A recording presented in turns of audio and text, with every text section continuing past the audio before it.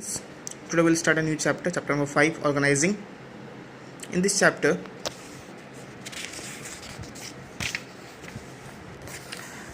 we'll see first of all the concept of organizing. Once plans have been laid down and objectives specified, therein the next step is to organize resources in a manner which leads to the accomplishment of objectives. A critical issue in accomplishing the goals specified in the planning process is structuring the work of an organization to adopt the dynamic business environment. So organizing is the second function of management, the first one being planning. After the plans have been laid down, we have planned for each and everything, all the activities of the organization are planned. Now the next step is to arrange for all the resources. Like for executing such plan, we need resources. Resources may be in the form of raw materials, in the form of labor, in the form of skilled labor, human resources, in the form of materials, place, energy, power. So all of these things are to be arranged. The definition of organizing is given as: organizing is a process that initiates implementation of plans by clarifying jobs and working relationship and effectively developing resources for attainment of identified and desired results. So the definition of organizing is given in such a manner. You can see here in the bold letters here.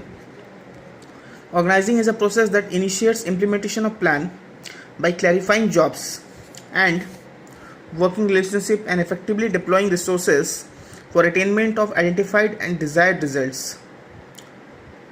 So what we understood about organizing is just to manage and organize for all the resources, all the materials, human beings, human resources, just to accomplish the plan. Next is the importance or significance of organizing. The importance or significance of organizing are given here. Number 1, benefits of specialization. In organizing function, the total work is divided into different parts. Such division of work reduces the workload and enhances the productivity. Repetitive performance of a particular work helps a worker to gain experience and get specialized in that area.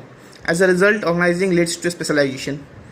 In organizing process, the whole plan is structured as different parts. It is divided into various parts.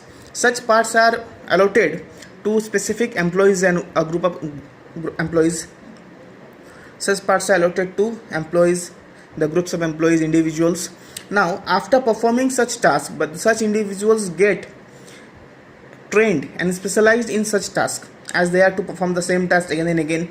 So they get specialized with that task, and after the workers are specialized on a particular task, you can get the benefits of specialization with such employees.